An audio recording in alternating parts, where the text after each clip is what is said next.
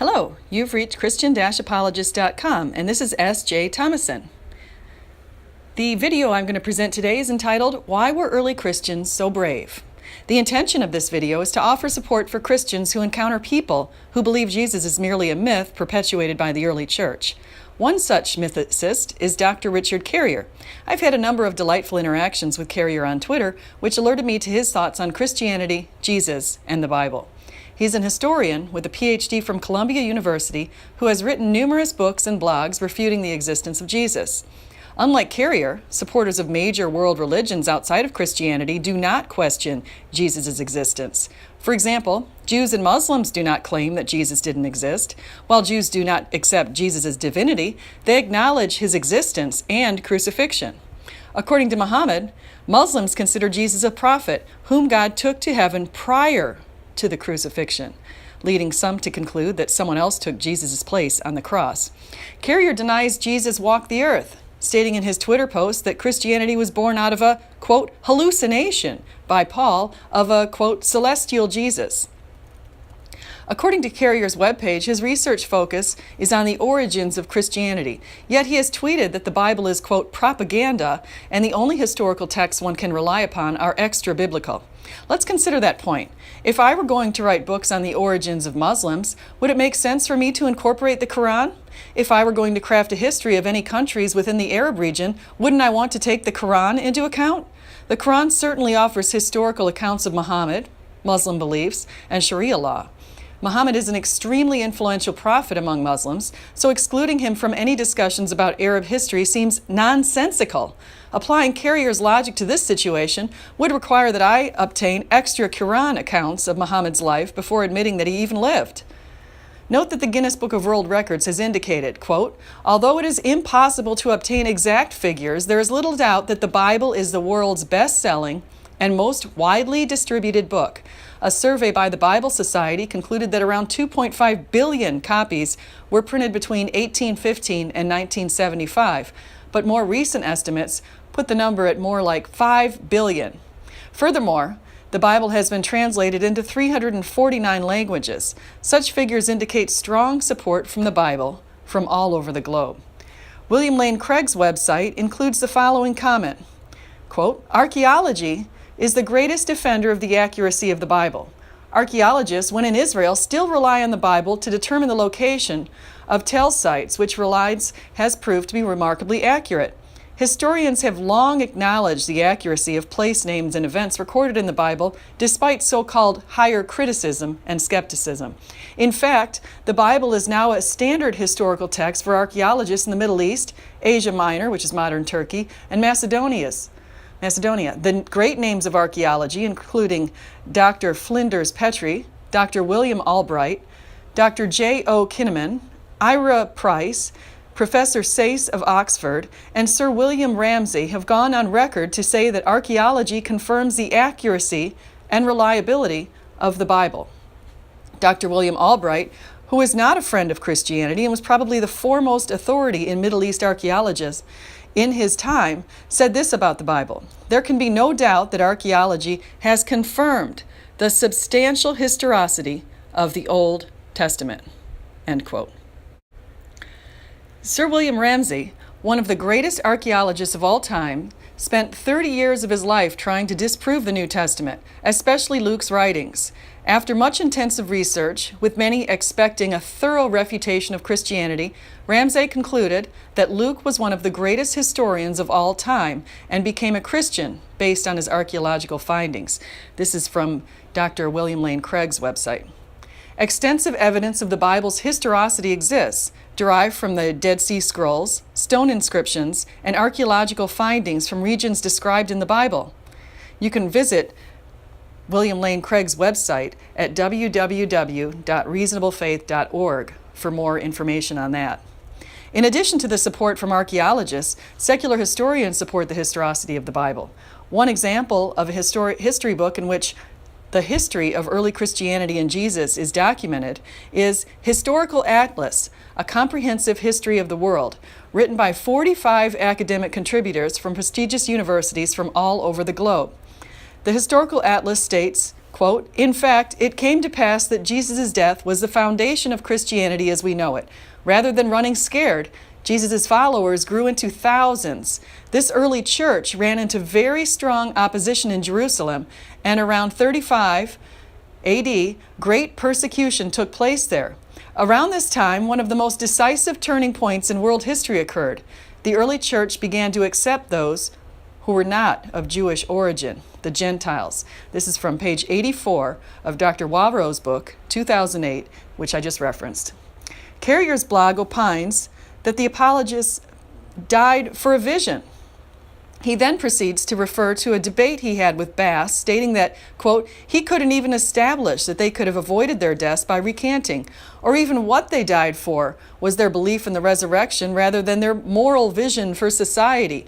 Or, I could have added, some other belief they wouldn't recant, such as their already Jewish refusal to worship pagan gods, the only thing Pliny really ever killed Christians for. The resurrection was never even an issue," according to Richard Carrier. And that's only explicitly eyewitness accounts we have of any Christians being killed for anything in the whole first 100 years of religion. As reported by Wavro in the Historical Atlas, the Roman historian Cornelius Tacitus reported that Nero punished Christians for their role in the April 64 fire in Rome's Circus Maximus using the following means. He had them covered with animal skins and let them be eaten by dogs. He had them nailed to crosses, and he had them burned as torches for light after sundown. In the Tacitus Annals, 1544, Tacitus states, "Nero offered his gardens for the spectacle, and was exhibiting a show in the circus, while he mingled with the people in the dross of a charioteer, or stood aloft on a car." In fact, suffering and martyrdom of the early Christian disciples has been documented by a variety of biblical sources in the first few hundred years. Eusebius, the first church historian, wrote Ecclesiastical History, in which he speaks to the martyrdoms of Peter and Paul. He cites Dionysius of Corinth, Tertullian, and Origen to back his assertions. He also cites Josephus, Clement of Alexandria, and Hegesippus on the martyrdom of James, the half-brother of Jesus. Despite persecutions for the next 150 years, the new Christian church spread into France, Spain, North Africa, and Mesopotamia. The once small sect devoted to Jesus Christ grew to between 5 and 6 million by 300. By 350, the number of Christians in the Roman Empire was over 33 million, and Christianity had become a universal religion. This is a quote from Wavro on page 85 of the Historical Atlas. In other words, between 5 and 6 million Christians were willing to worship Jesus illegally in the first few hundred years following Jesus' resurrection. In 312 AD, Constantine had a vision of a Christian symbol, which led to a battle victory and the legalization of Christianity eventually, which ended the persecutions of early Christians. Does it seem reasonable to determine that millions of early Christians would risk their lives by worshiping illegally to follow a vision or a hallucination by a tent maker named Paul? Additionally, Paul's supposed hallucination did not include the gospel accounts of Jesus and accounts of the many miracles he performed, including the resurrection. It is the miracles, including the resurrection, which drove Christians to risk their lives.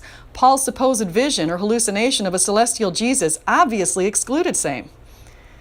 Some of Jesus' miracles include: he turned water into wine, he healed an official's son without going to see the boy, he healed a crippled man, he fed 5,000 people with 5 loaves of bread and 2 fish, he walked on water, he healed a man born blind, he raised Lazarus from the dead, he healed a bleeding woman, he calmed a storm, he healed a paralyzed man, and he resurrected from the dead. Additionally, does it seem reasonable that a tent maker invent his own tale of Christianity when the rewards of crafting such a story did not exist? Paul boasted about his suffering because he truly believed in a greater purpose, which was glorifying Jesus and advancing in heaven. Paul suffered great peril, as documented in the books he wrote.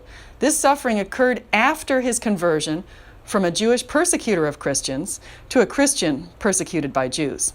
Paul, the author of between 6 and 13 New Testament books, offers one of the most compelling stories of a transformation. Paul, who is known as Saul, was on the road to Damascus in his effort to identify and arrest early Christians for illegal worship. Saul was breathing, and this is from the book of Acts, Saul was still breathing out murderous threats against the Lord's disciples. He went to the high priest and asked him for letters to the synagogues in Damascus, so that if he found any there who belonged to the way, whether men or women, he might take them as prisoners to Jerusalem. As he neared Damascus on his journey, suddenly a light from heaven flashed around him. He fell to the ground and heard a voice say to him, "Saul, Saul, why do you persecute me?"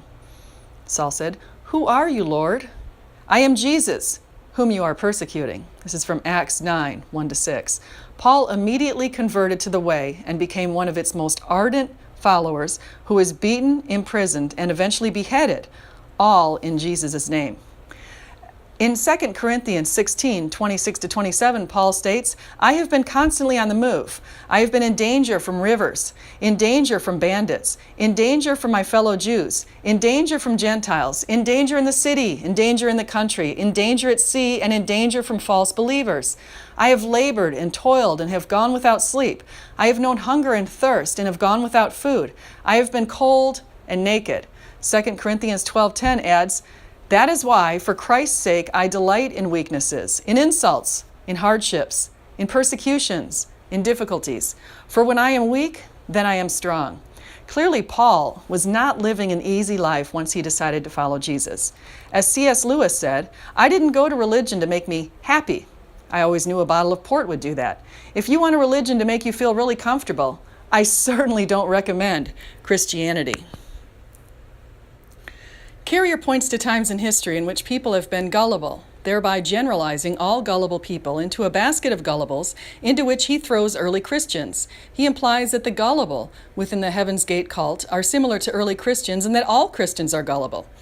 I agree that some people are gullible within every group, as were the adherents to atheists, people like Pol Pot, Mao Zedong, and Stalin. Yet, I would never make the assertion that the gullibility of Stalin's followers applies to atheists today, following Carrier's logic that all atheists are gullible. I wouldn't say that. I also know that the vast majority of atheists today abhor the acts of Stalin, Pol Pot, and Mao Zedong.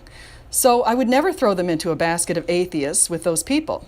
Carrier states, and I'll quote, "Thus countless people die for a lie in the sense that they don't know what they are dying for is false. This is most obviously true for non-eyewitnesses who die merely for trusting someone else's word. Many religions have many examples of this happening, from Mormonism to Islam to Buddhism, Hinduism, paganism, and beyond. But it's also true for eyewitnesses whose own minds have lied to them. And also, of course, eyewitnesses who are being conned. And indeed, many a person has been fully convinced of something that was, in fact, a perpetrated sham. And also witnesses who aren't sure of what they saw, but who believe they will gain eternal life if what they saw is what they are told it was, or what want it to be, convincing themselves it must be true merely to avoid personal despair." End quote. Rather than dig into the psychology behind the movement of early Christians, Carrier implies that their minds have lied to them. They are following a perpetrated sham, and that the early Christians, who again were burned and nailed to the cross, believed to avoid personal despair. Other more honest atheists with whom I've had these conversations acknowledge that early Christians truly believed in the resurrection of Jesus Christ. Early Christians weren't merely following the hallucination of Paul. They believed Jesus fulfilled the Old Testament. 330 prophecies in the Old Testament speak to Jesus, including Isaiah 53 and Psalm 22. Jesus' birth was predicted in the scriptures, as noted here. Isaiah 9:6, "For to us a child is born, to us a son is given, and the government will be on his shoulders, and he will be called Wonderful Counselor, Mighty God, Everlasting Father, Prince of Peace." Isaiah 9:1-2 says, "Nevertheless, there will be no more gloom for those who are in distress. In the past he humbled the land of Zebulun and the land of Naphtali, but in the future he will honor Galilee of all nations, by way of the sea beyond the Jordan. The people walking in darkness have seen a great light. On those living in the land of deep darkness, a light has dawned." Jesus' resurrection fulfilled many other scriptures, and I've mentioned Isaiah 53, where he was pierced for our transgressions, crushed for our iniquities, and the punishment that brought us peace was on him, and by his wounds we are healed. Roman history books also include references to Jesus. Antiquities of the Jews, Annals of Imperial Rome by Tacitus, The Lives of the Caesars by Suetonius, Carrier goes on to state that it's also possible for people to die for what they know is a lie. Yes, this is possible if the death were unexpected, yet for Carrier to suggest that early Christians, whom either expected or acknowledged the possibility of death, beatings, or imprisonment, knew in their minds that what they were doing was in vain, obliterates any rational theories of human behavior and psychology. People of sound minds make decisions that maximize their outcomes. People of sound minds weigh benefits against drawbacks when making decisions. Early Christians wanted to maximize their chances of going to heaven by following Jesus. They weighed the benefits of going to heaven in following Jesus against the risks of imprisonment and death. Had early Christians determined the risks outweighed the benefits and considered it all a lie, they would have recanted their testimonies in support of Jesus. Thank you very much for your time. I appreciate that you've stopped by. If you'd like to read the full blog on this, please go to Christian-apologist.com. Goodbye.